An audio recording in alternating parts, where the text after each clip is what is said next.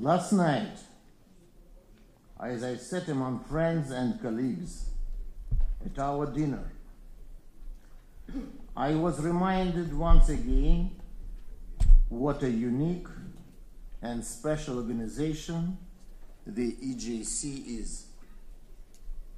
All of us have a wide experience and devote a lot of our time to work in Jewish organizations. We know it is not always easy with us, Jews. We all have opinions, and sometimes it leads to strife and personal conflict. So when we see an organization that brings together the democratically elected heads of Jewish communities from 42 countries, it could be 40 times worse. But it isn't. This organization works in unity and harmony, collectively like a team. But I want to tell you that unity just for the sake of unity itself is not what we all are about. We need this unity and collective purpose because over the last 4 years, the situation in Europe has become more strained and more complicated for Jews. An economic crisis is laying the ground for a new eruption of the extreme right, who consider Jews to be the reason for all human crises.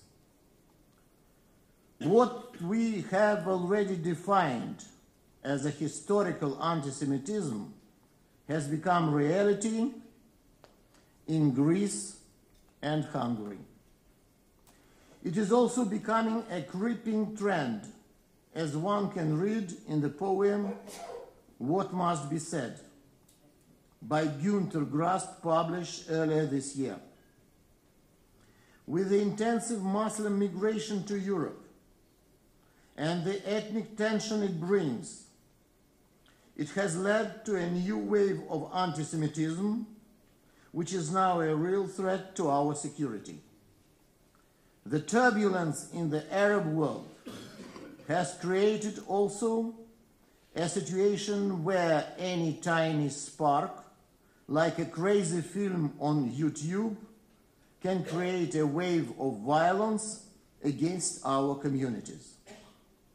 The situation in the Middle East and the situation with Iran is a major threat for our Jewish state, but it is also a threat to us, as any escalation in these areas can immediately spill over to Europe and to our communities.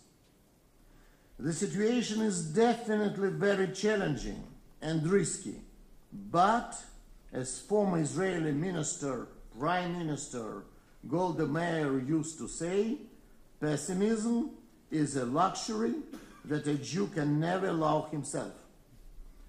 Our offices in Brussels and Paris, together with me, have worked intensively on all these issues over the past 4 years. In systematic meetings with heads of national governments in Europe and with EU leaders in lobbying the European Parliament and Commission, we have fought to make sure that European states rejected voting for the unilateral declaration of a Palestinian state in the UN. Unfortunately, our attempts were not always successful, as you know from tomorrow. We are fighting against anti-Semitic eruptions, whether in France, Hungary, Greece, or Sweden, and we are fighting to make sure that the pressure on sanctions tightens more and more Iranian regime. Some of this work is diplomatic by nature, quiet and effective diplomacy, and some requires a loud echo, which you all see in press clips every week. As I said, we are unique and special. We are more representative and more democratic than any other European Jewish organization. But we recognize that we don't live in a vacuum. We cooperate with other organizations, putting a special emphasis on non-Jewish organizations.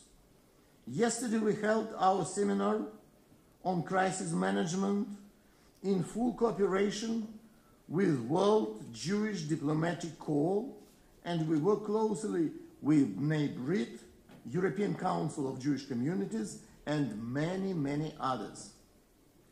But in my view, our work with non-Jewish NGOs is extremely important as well.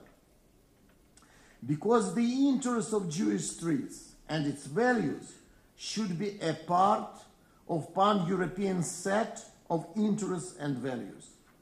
The work with ECTR is the right way to create a coalition that will fight against anti-Semitism and fight for religious rights.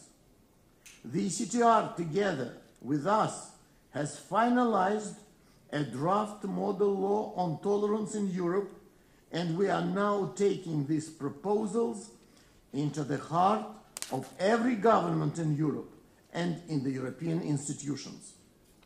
This law focuses on the relations between minorities in Europe and between minorities and the state. We call this law the law of secure tolerance. And this is, I am sure, a new European paradigm of the 21st century, because frames for migration and close ethnic communities not less important than the limits for proliferation of nuclear weapons out of legal field. It deals in practice with the radical closed Muslim communities, with their rights, but also with their duties. And it deals with our rights for security and for practicing our tradition, let it be Shkita or Brit Milah or any other religious practice. Our work with Luxembourg Forum is also very important, as it sends a clear message on a necessity to stop the Iranian nuclear program, not only from Jewish street, but from the most respected forum of the international expert in this pressing issue. As always, our connection to our Jewish state is at the center of our activities, and strengthening relationship between the EU and Israel is one of the tasks we are working on constantly. We say in Hebrew, Israel erevim ze bazeh. Jews are responsible for other Jews. Of course we are. But today it is also true that Europeans are also responsible for other Europeans. No matter how much it costs, Germany cannot allow Greece to fall.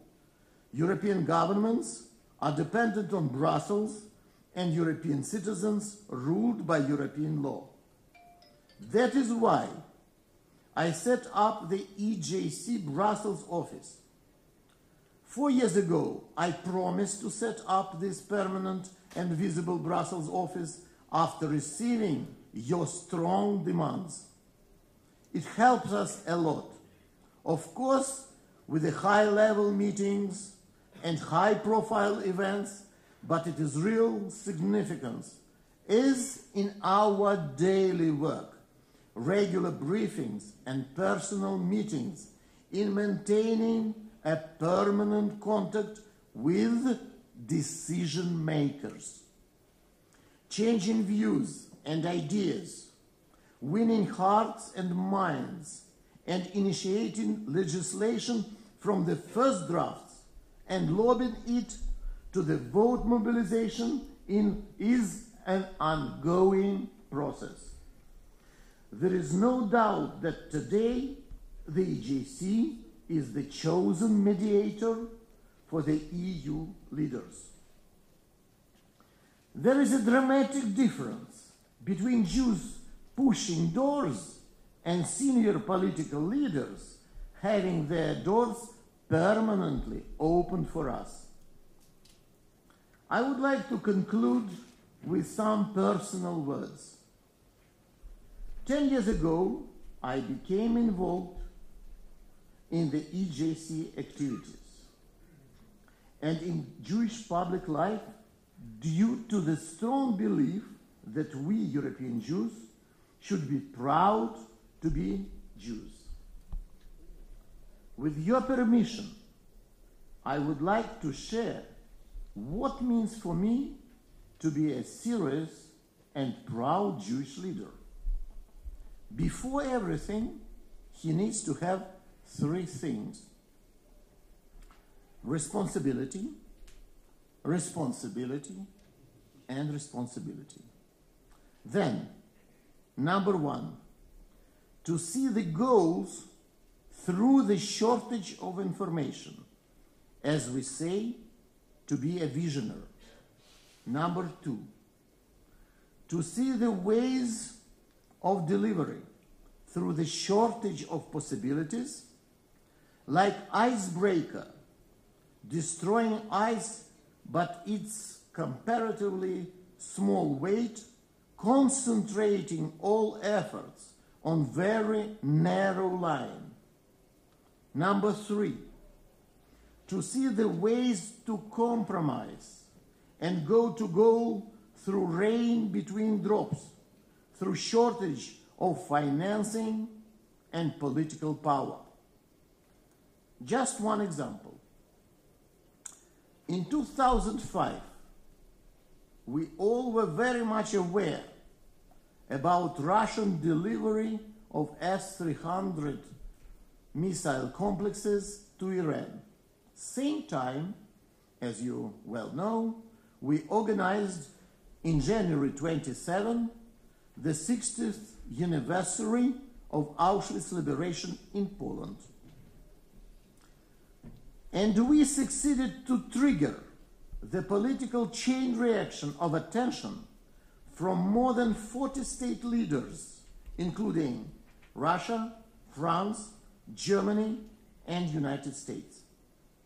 Russian president, for the first time in history, accepted the invitation of my dear friend, President Katsov, to visit Israel.